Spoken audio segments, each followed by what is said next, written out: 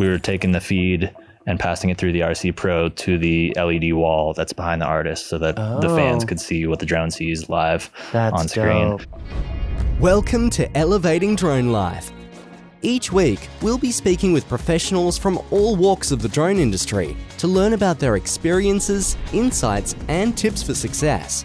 Welcome to Elevating Drone Life. Hey everyone, and welcome to the Elevating Drone Life podcast as a part of Ask Drone U. Here at Drone U, we have a really special guest today, Mr. Cameron Goldberg of Somatic Cinema. I call him the Red Rocks pilot because honestly, he has the dopest shots you've probably seen before. If you haven't seen them on Instagram, you've probably seen them on YouTube. Cam, welcome to the show. Yeah, thanks for having me. 100%, man. I love seeing what you're doing at Red Rocks. I know you've got some stuff teed up. Just before we get into your success story to showcase what you're doing, how you're doing it, let's see some of your coolest stuff because honestly, it's pretty epic. Cool. Yeah, let's do it. So for those of you who don't know, this is all about sub 250 grams and the power of flying over people. Let's check it out.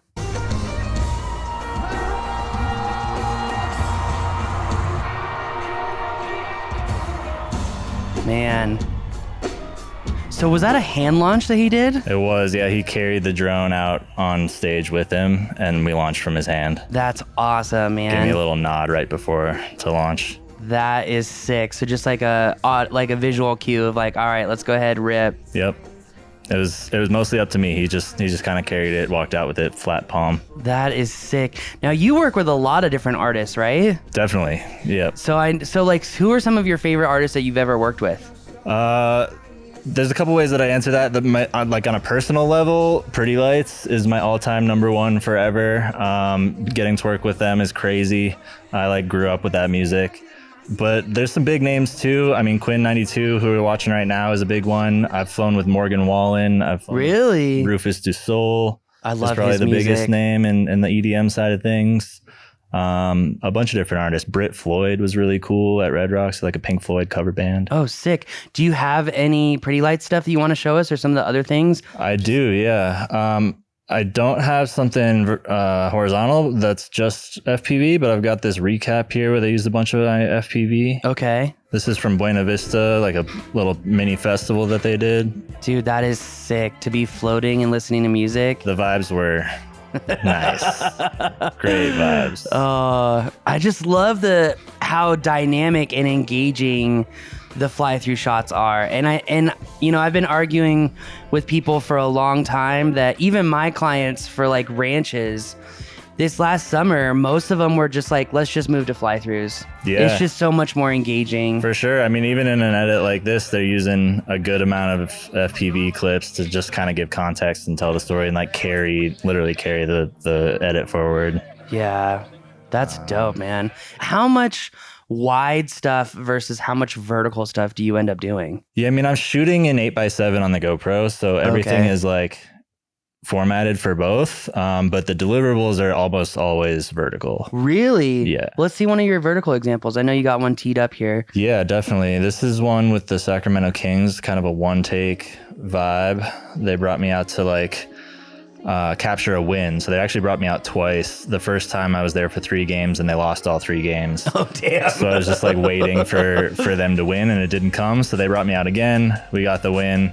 And what they do is they light the beam. The player of the game presses the button, laser shoots up into the rafters, and then there's another one on top of the building that's shooting another beam. So it looks like it's going through the ceiling and up into the sky to let the whole city know that they won.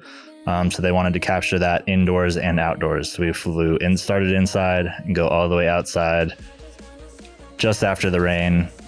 And captured the beam. Wow. Got super lucky. The rain stopped right in time. That's dope. So you said that you typically film on a GoPro, that 8x7 aspect ratio. Yeah, that's sick, dude. Yeah. Do you have, I see that you have a naked GoPro here. Yes. Which GoPro do you prefer to shoot on? Because I know, there you go. Here we are at Red Rocks again. Yeah, here's another recap. We can let this ride. This recap goes crazy. The team on this one was all time. Man. Yeah, I mean, the GoPro, is a GoPro 12. There's Okay. no point in doing a 13. It just doesn't fit into the same case, and it's the same sensor and motherboard, and all the important stuff is the same. Okay. GoPro, step it up.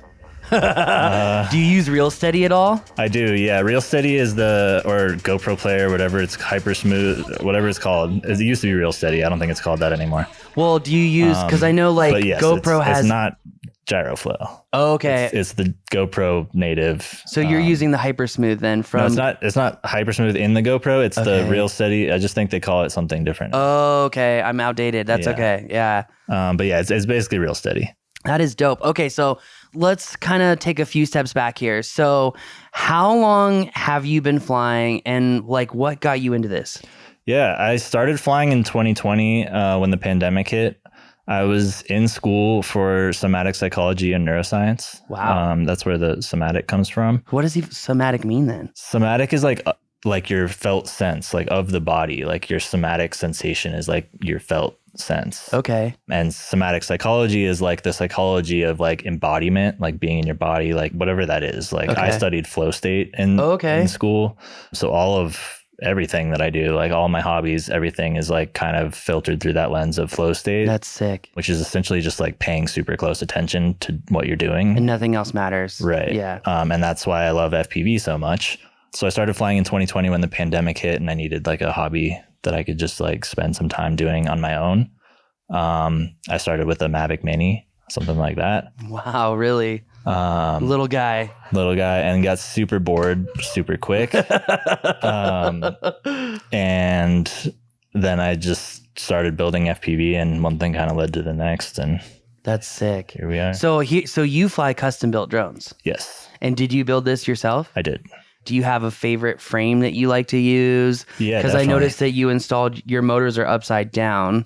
Yeah, it's a pusher configuration. The frame is a snapshot or a snap ring, from Drone Co Productions. Shout out to Chris Teal. I love his frames. This is the easiest that I've found to keep sub 250, lightweight frame and sturdy enough for what I'm doing. So I think that's a huge thing, because I've had people come to me and they're like, yo, have you seen some of these videos on Instagram at Red Rocks? Like, how are they doing this legally? And the answer is your drone is sub 250 grams. Yeah, well, technically the answer is it's a category 1 drone. So there's more requirements to meet that category than just being sub 250. Another one is the remote ID, which is right on the drone right here. Nice. So this is broadcasting the remote ID information. And the propellers need to be guarded and prevent laceration, or however they word it in the wording there. And it needs to be under 250 grams. But you've got all of that. So anyone who questions this, it's like there's nothing to question.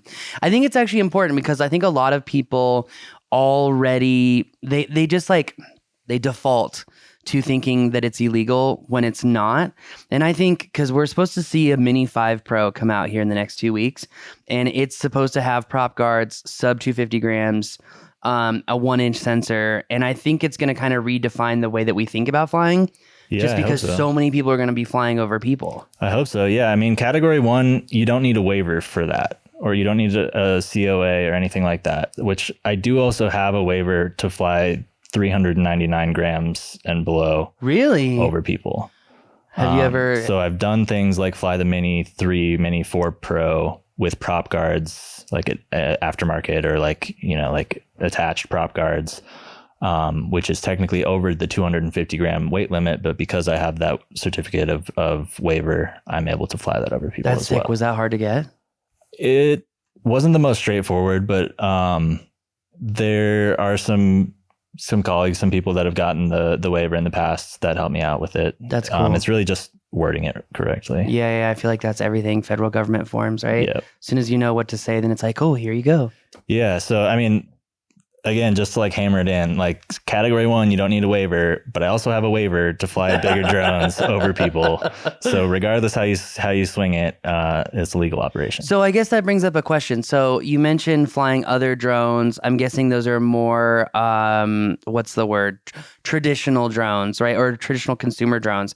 How much do you find yourself flying like CineWhoop style versus flying like traditional drones? Yeah. I'm mostly FPV, CineWhoops, custom, like this drone. I'd say like 80% or so.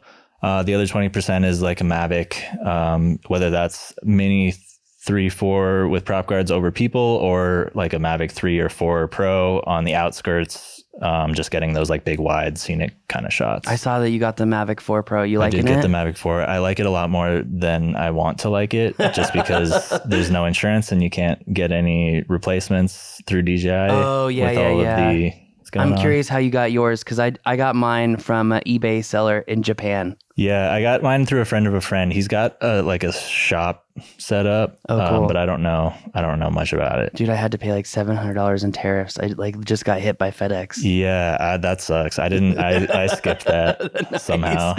Well, I thought we got it before the whole de minimis ruling that like happened, I think yesterday. But we still got charged for tariffs. But either way, okay. So you got in during COVID. You started going. You started with the Mini, then you went into CineWhoops. How long did it take you to kind of get like regular recurring business, and maybe not recurring, but enough business to be sustainable? Yeah, that's a good question. I kind of took a different approach than I think most people. I started flying in 2020. By 2021, I actually got offered a position. Started out as a part-time position, but turned into a full-time position with another company doing real estate fly-throughs. Oh, okay. So that was where like the start of my professional career happened. Is real estate. And I did that for about 3 years. Oh, wow. Flying through commercial and residential real estate, mostly commercial. Was that an employee position? Yes. Do you mind if I ask how much you were getting paid to do that? Not enough. I think that's an issue that a lot of pilots face. That's why I wanted to ask that question, just because some people are like, yeah, I'm doing fly-throughs for like $400. And I'm like, what are you doing? Yeah, definitely not enough. And I did 800,000 miles on United in travel in 3 years. Holy cow. So not only was I not getting paid enough to just like fly that much, like with fly the drone that much, I wasn't getting paid nearly enough to be flying around the country that much. See, I think this is an important lesson, because a lot of people want to go like the route of doing like Fly Guys or Drone Bros, or like, that contract work that pays super, super low fees. Yeah. And then some other people are like, oh, I'll pay you as an employee, but it's still low. And I mean, I guess the question is, at what point did you realize that your work was so highly skilled that you deserve more money for it? Because I feel like this is a very common, I went through the same shit like a long time ago. Yeah. I literally had a company asking, it ended up being Netflix, and they said, hey, can you come out and fly? I think it was like $1,200, and it was for a TV show. I think it was Graves was the show I was on.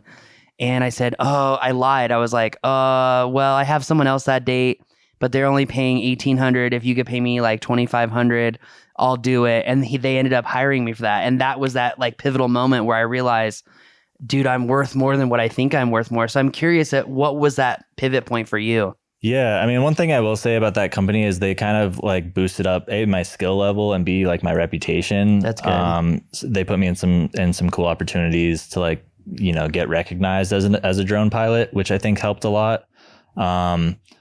Because I don't know that I would have necessarily realized that like what I was doing was worth more than everything that I was getting through them, had I not been getting reached out to by these other people offering to pay me more than what I was getting paid. Gotcha. With a full-time gig. So pretty much it was some clients were reaching out and trying to hire you on the side, and you realize, oh shit, I can make way more money. Yeah, essentially. Okay. And I think a lot of that was like getting to the point where, people knew to reach out to me and ask me those questions. Because I know a lot of pilots that are, experienced, but don't have that kind of like name recognition or like connections or whatever networking, that feel like they don't have those opportunities because they're not like being faced with them, and like people aren't asking them actively to do those kinds of things. So I guess that brings up a question, is like, what is the primary way that you've garnished business? Is it because of these relationships, or do you get more stuff from your website? 100% relationships. Whenever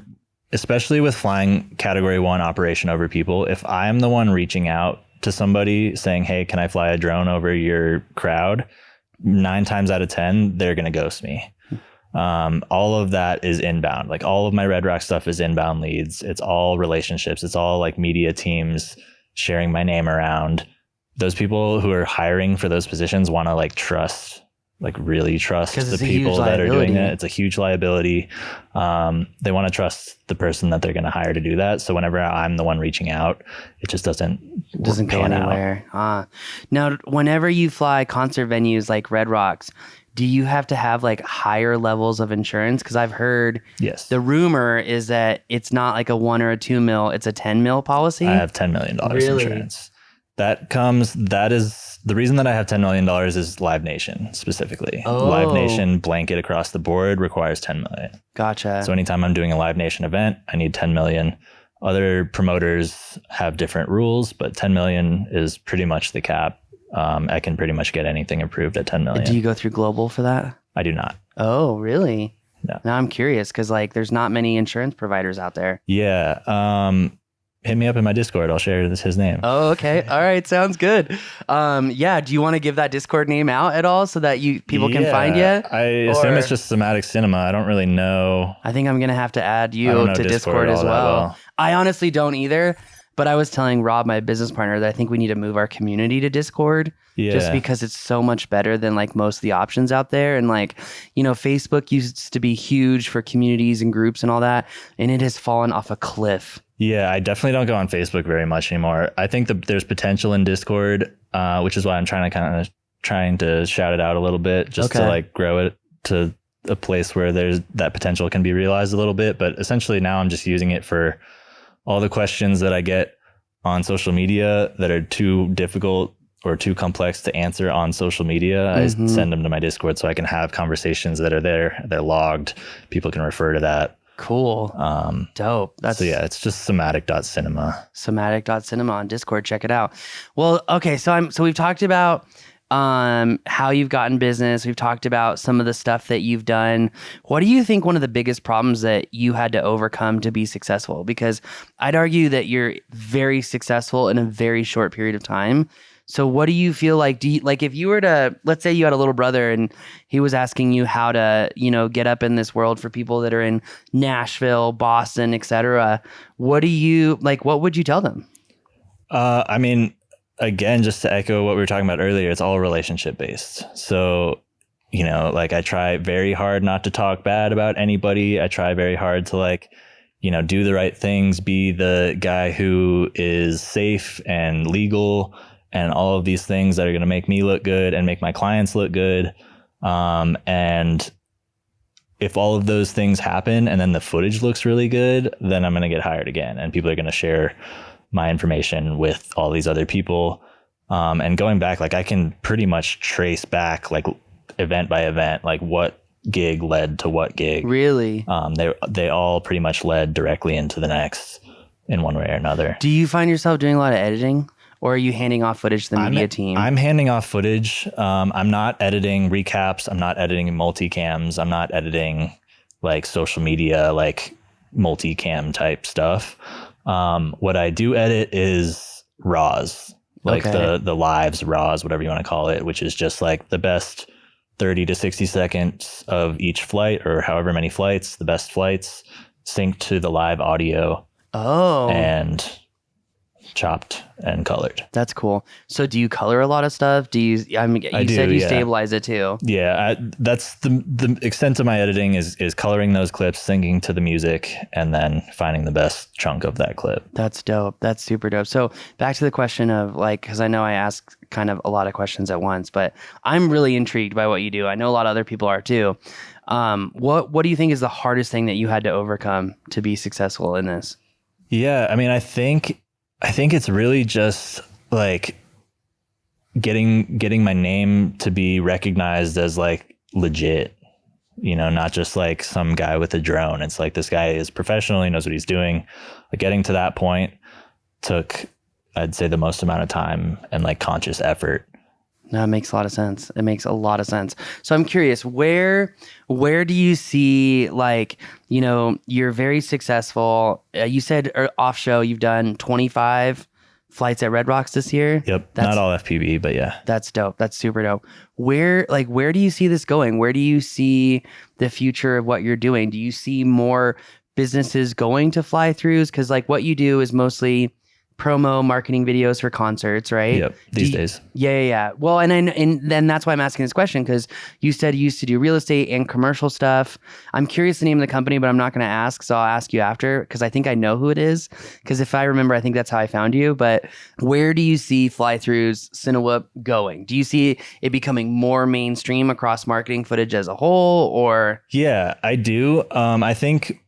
And on the real estate side of things, I think that there's a lot of value in commercial real estate fly-throughs because you're able to do these big, large spaces in one continuous shot and like actually get like fly through the space in a way that you can't do with other video. Yeah. Like cutting around or walking through a gimbal.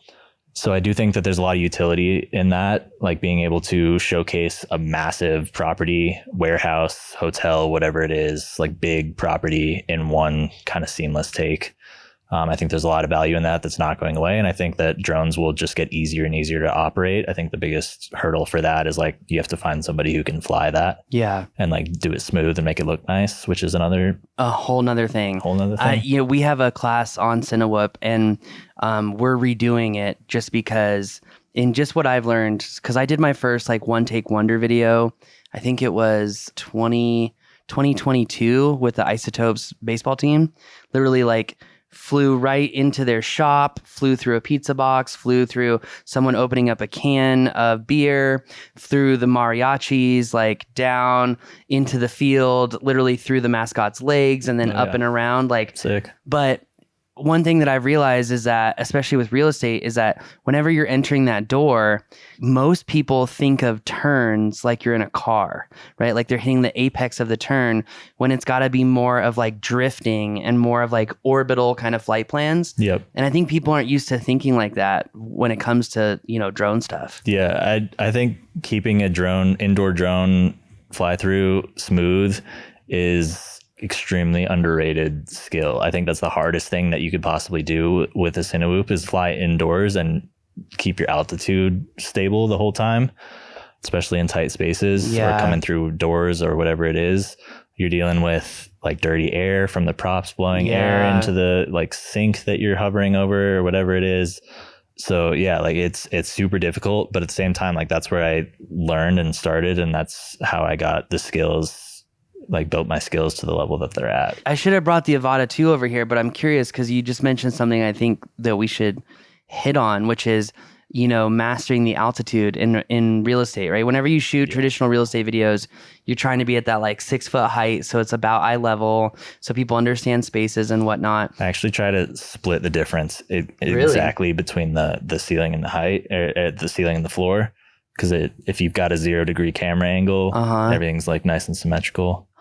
Interesting. Okay. Well, I guess might be a hot take, but yeah, no, I love it. Question though, if you were to get back into real estate now, would you use something like an Avata 2, or would you do a home build? I would still fly a home build. And I'm curious as to why that is, because some people say it's easier to maintain that altitude with an Avata 2, because as you know, you can fly an Avata 2 manual, right? But whenever you're in normal or sport mode, it maintains that altitude. Yeah, I mean, those people are right. Like you definitely can do that much easier with an Avata. But if you can fly a CineWhoop home build and keep the altitude, maintain it yourself, then you're able to keep a lot of the like natural movements of the CineWhoop, like angle mode or whatever it is. You're gonna have some like jerking movements that you're not going to be able to control your inputs quite the same as you are in acro mode. To me, it feels like a little bit more human. Okay. Flying a CineWhoop as opposed to the Avata, which feels a little bit more like robotic and drone-like. Interesting. Maybe that's personal preference. No, I get it. One of the common complaints that I have is I wish the Avata 2 had like an attitude mode, because I think one of the biggest issues is like whenever you're doing an orbit or like you're inside of a room and kind of moving around, whenever you're in attitude mode or manual mode or acro mode, for example, and you roll the aircraft, you can let off the stick and it's going to continue moving to get that really smooth drift-like feature. And with the Avata, as soon as you let off the stick, you're getting a little bit of roll and kickback on it. Yeah, exactly. Exactly.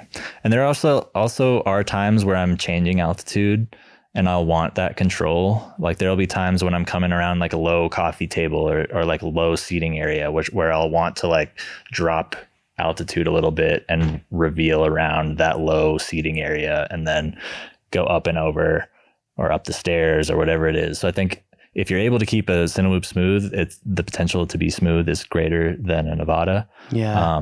But like the barrier to entry to smoothness is lower on the Nevada. So that brings up an important question. How long do you think it took you to get to that right smoothness level where you're confident that no matter what space you go into, where you're at, you're able to do it? Because I think one of the other things that we haven't even touched on is the environment to fly inside versus the environment to fly outside is completely different. For sure. Definitely both have their own sets of challenges. I would say for the first like year and a half to 2 years of doing the commercial real estate fly-throughs, I was using a pretty heavy throttle curve on my controller. Not throttle expo and Betaflight. Those are two different things. Throttle curve, which is much more like controllable, customizable. Would you say it's more linear than exponential? No, it's like custom. So like right around my hover point was squished a little bit and the rest was pretty much linear. Oh, okay. So it's just around that hover point where I'm doing my like holding altitude, and yawing is the hardest part. Like if you're coming into a room and you need to like yaw around to show what it is. Just so that when I'm doing that, any like variation in the throttle isn't gonna, affect the drone as much. Yeah. Kind of softens that out. So I used a pretty heavy throttle curve for a year and a half, which I think helped, at least like helped my brain know, like what it's supposed to look like. And then I got a new controller and didn't put it on. And I just like taught myself how to make those same videos without the throttle curve. Speaking of controller, what controller do you use for that guy? Radiomaster Boxer. Okay. I think. Okay. Crossfire. Okay. I was curious because I didn't even take a look at your remote, and I hear your battery charger in the back telling that it's done, ready to go. So we talked about your success. We've talked about so the DJI ban. I'm curious, how much do you actually care about that? Because your drone doesn't have anything that would be banned in it, at least that I can tell. And so I'm curious, like, how much do you actually care about this? Where I think it's like 112 days away from the ban. Like, what do you think about all this? Yeah, I mean, I don't love it. I do fly. This is a DJI 04 air unit in there, so I don't know. I don't know enough about the ban or whatever it is to really say confidently. But as long as I can get my 04 air units or whatever comes next somehow, then it is what it is. I would love to have the ability to like send my Mavic 4 Pro back in for refresh if needed. Yeah. But that doesn't seem possible. I was going to say, I don't think that's going to happen. Yeah. So right now I've got it insured like third party, which is fine. But not quite as nice. It's funny. I've had, let's see, we have 37 drones and I've only had to use Care Refresh once. Yeah, I mean, I've only used it once as well, but it's nice to just know that you have it. Yeah. And most of the time, they just send you a new drone. Yeah, exactly. Yeah, it's going to be interesting to see because it's my understanding that with the existing ban, that it would be an FCC covered list, which means radio transmission. Now, I don't know if that's going to affect the whole company or new drones or new parts because they've mentioned drones. They've mentioned DJI as the company, but I have not seen a ban on parts like this. So really interesting to see. Are you going to be loading up on any 04 units prior to the ban? I have a stock for sure. Oh, really? Yeah. A little Can I stock. ask like how many? I've got 4 extra in box. Really? That's dope. I have an old air unit at my house. I also bought, before they crushed them, this makes me sound ancient in the drone industry, but the old Wukong flight controller, the old setup from, I think that was like the Inspire 1 S800. Probably before my time. Yeah. That was like 2015. But no, I hear you. So I wish there was a more intelligent way to go about the ban as well. Because, for example, you never need to connect that to the internet, do you? You need to activate it. But outside of that, no. Yeah, I don't really see that as a threat personally. I mean, I don't see any of it as a threat, really. Like, they stopped tracking all of the data on the FlySafe map. Like, I guess in theory, there's potential, but Well, there definitely are documented issues. That's for sure. Because that's maybe I just don't know much. It's fine. I mean, I think that the important thing here is that not every DJI product is problematic. I think that's the important thing. Because again, the 04 unit here that you have, after you activate it, it's not ever touching the internet. So I don't think that's an issue. I think it's some of these drones that are being flown around, military bases, et cetera, that are still connected to the internet. I think that is a problem, but that's neither here nor there. My point was, for you as an FPVer, how much do you really care? How much does it really impact you, et cetera, Yeah, I mean, as long as I'm able to build this rig a bunch of times, I'm okay. Do you see any like American manufacturers for units that you would use, like what is it, Fat Shark or Orca or anything like that? Yeah, I mean, if it was as good, I'd be using it. It's not. Shots so fired. I'm not. I mean, that's just like it's a safety and comfort level thing too. Like I need that video system to be as solid as possible, and I need it to stay as solid as possible for as long as possible. To have the right range, to be able to not lose operate signal safely. Yeah. And DJI is that. It's the strongest and most reliable. So that's what I'm using. So like, for example, on this bird, let's say you lose signal.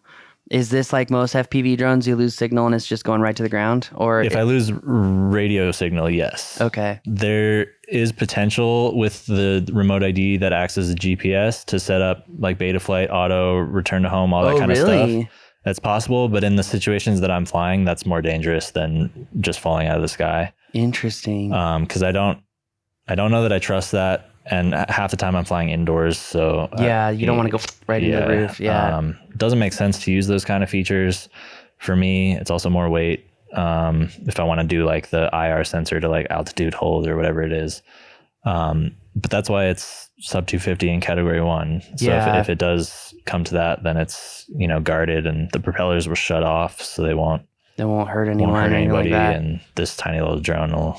How much did this end up costing you to build? Like, do you have any idea? Yeah, I mean, we could kind of go through it. The 04 is like $350 these days. $100 for the flight controller, $50 to $70 for the motors, another $30 for the receiver, GoPro and naked kit, whatever a GoPro costs. Did you do the naked kit yourself? Yeah. Oh, wow. I stripped the GoPro. Wow, well done. It's actually not that hard. Really? How long did it take you?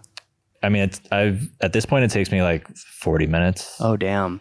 The hardest part is just like getting through the initial coating with the Dremel. But if you can do that, it's just unscrewing a bunch of things.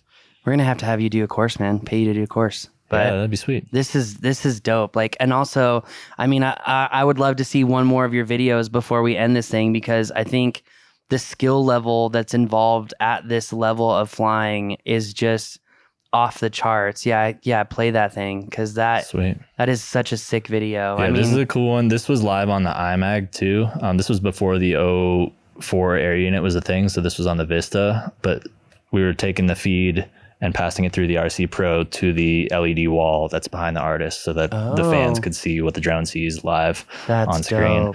And then they also came out as another hand launch intro. Here we go. He's holding the drone, and then I don't think people realize too what a difficult environment Red Rocks is, because you're surrounded by rock. It's I mean, not only am I surrounded by rock, but it's an amphitheater. So when I'm going into the stage, I'm diving down the amphitheater, and when I'm pulling back out from the stage, I can't just pull straight back. I need to gain altitude at the same time, and drones FPV doesn't fly like that. Like if I want to go backwards, I'm gonna have to tilt back, and my camera's gonna go up. So I can't maintain the framing and fly backwards at the same time. So all that is to say that Red Rocks is the hardest venue that I've ever flown at. 100%. By far. It's like not even a contest. And that's why I was trying to mention that, because I don't think people truly understand the level of difficulty here. This is why I wanted to have you on the show, is because I think you're far and above the best of everyone who does this. And I've been watching your videos for a couple years. Like, yeah, not trying to creep on Instagram, but your stuff is amazing. I'm curious, where do you actually end up sitting?